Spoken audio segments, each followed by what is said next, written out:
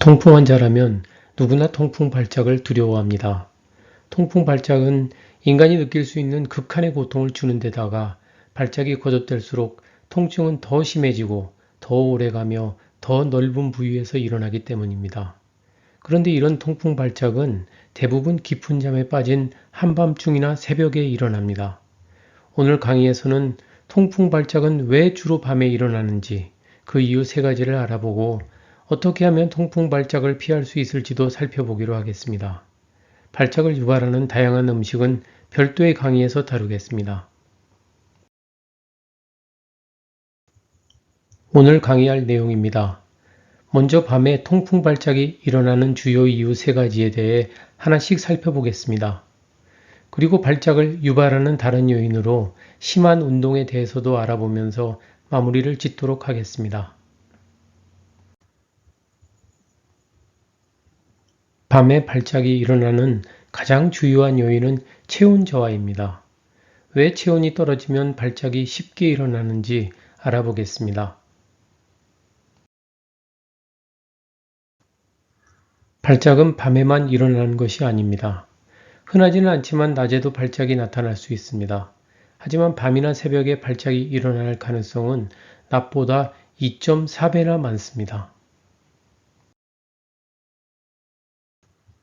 발 부위에서 발작이 흔히 일어나며 특히 체온이 더 떨어지는 엄지발가락 두 번째 관절에서 대부분의 발작이 나타납니다.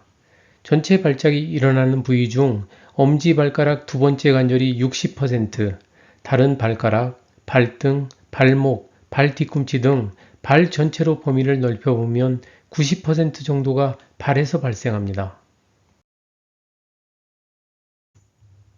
체온이 낮아질수록 관절에게 녹아있던 요산이 결정을 생성하면서 통풍 발작이 일어날 확률이 크게 증가합니다. 다음 차트에서 체온과 요산 수치 포화점과의 관계를 알아보기로 하겠습니다.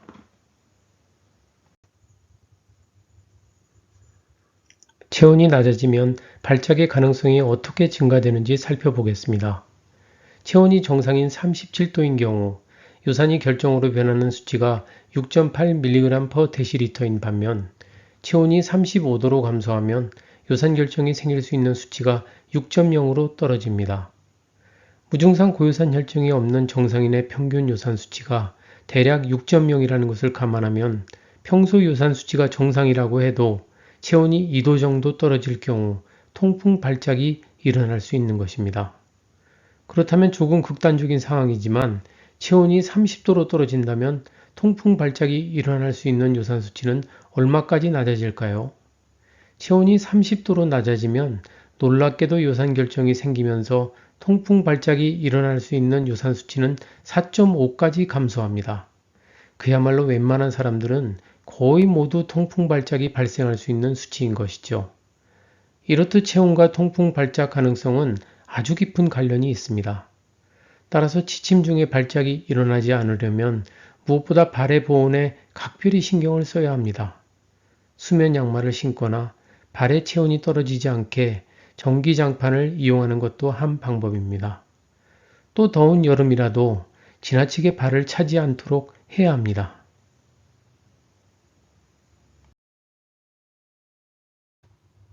많은 사람들이 간과하고 있는 통풍 발작의 유발 요인 중 하나는 수면 무호흡증입니다. 수면 무호흡증은 아주 흔한 질환 중 하나로 수면 중 호흡이 일시적으로 중단되는 현상이 반복되어 수면이 지속적으로 방해받는 증상을 가리킵니다. 일반적으로 10초 이상 숨을 쉬지 않는 횟수가 시간당 5회 이상이면 수면 무호흡증으로 진단합니다. 주로 비만에 의해 목 부위, 혀, 편도의 지방이 축적되어 생기는 수면 무호흡증은 심혈관 질환, 뇌졸중의 발병률을 4~5배로 높이는 아주 무서운 질환입니다. 특히 수면 무호흡증이 있으면 고혈압을 유발하는데 일반 고혈압 환자의 50%, 난치성 고혈압 환자의 80%가 수면 무호흡증을 앓고 있다고 합니다. 그런데 수면 무호흡증은 고혈압뿐만 아니라 통풍에도 심각한 영향을 미칩니다. 수면 무호흡증이 있으면 산소 공급이 충분히 되지 않아 젖산이 생성되며 젖산이 많아지면 즉시 요산 수치가 증가합니다. 수면 무호흡증은 곧바로 요산 수치에 영향을 미칩니다. 젖산은 단순히 요산 수치만 올리지 않습니다. 젖산은 산성을 띠며 젖산이 많아지면 혈액은 산성 쪽으로 움직이게 됩니다. 산성을 중화시키기 위해 인체는 뼈와 치아로부터 알칼리성인 칼슘을 빼내오고 칼슘을 핵으로 요산결정이 생성되면서 통풍 발작이 시작됩니다. 수면 무호흡증은 요산 수치를 올리기도 하고 통풍 발작을 유발하기도 합니다. 따라서 수면 무호흡증이 심하다면 고혈압이나 통풍의 예방과 개선을 위해 양압기 사용을 고려하는 것이 좋고 지방혈을 개선하기 위해 체중 감량에도 많은 노력을 기울여야 하겠습니다. 지방간이나 지방췌장이라는 말은 많이 들어봤을 것입니다. 그런데 지방혈은 금시초문이라고 말하는 분이 많겠죠. 지방혈은 무엇이며 어떤 문제를 일으키는지 알아봅시다. 지방혈은 정식 의학 용어는 아닙니다.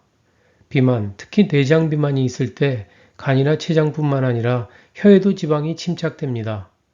혀에 지방이 많아지면 기도를 막아 수면 무호흡증이 잘 생깁니다.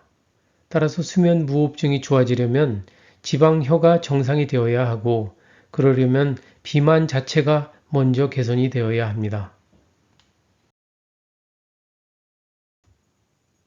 탈수가 통풍 발작을 일으킨다는 사실은 대부분 잘 알고 있을 것입니다. 단순히 평소 물을 많이 마시지 않아 수분 부족으로 탈수가 생기는 것이 아닌 다른 어떤 이유로 인해 탈수가 밤에 발작을 일으키는지 살펴보기로 하겠습니다.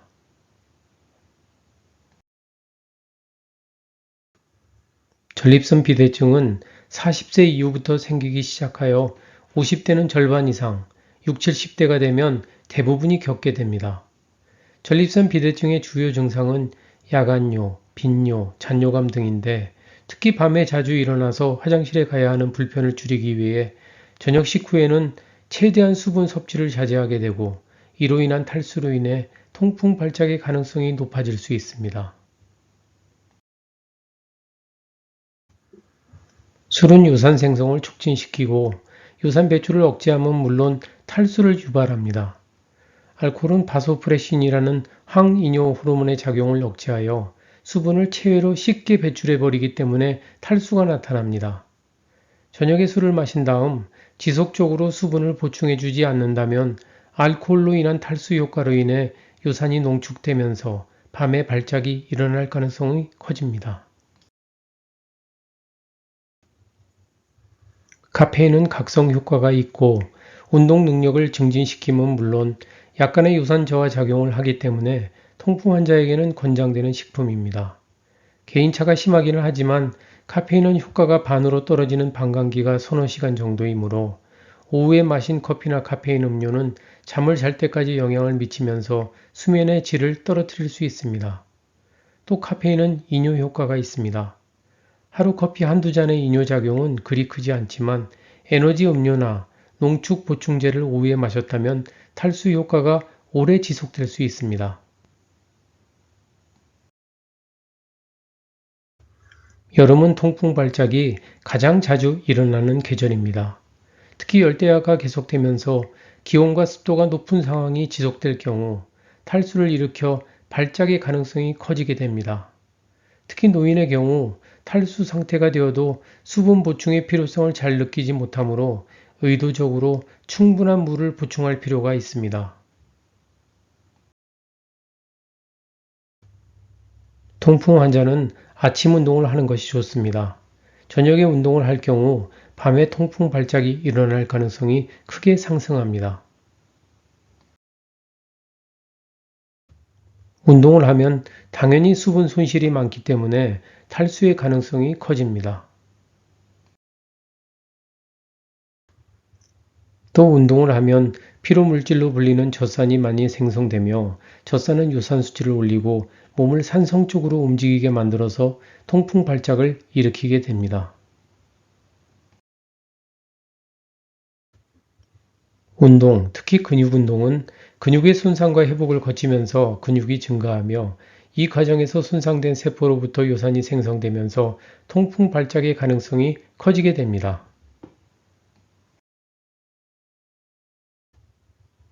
운동을 하면 부상 위험이 증가하며 부상을 당한 부위에서는 요산의 수치가 100배 가까이 증가합니다. 특히 발은 부상을 입기 쉬운 부위인데 발을 다치면 발작의 가능성이 급증합니다.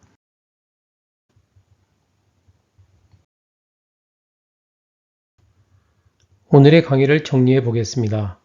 밤중에 발작이 일어나는 이유는 음식을 제외하면 대략 세 가지의 주요 요인이 있습니다.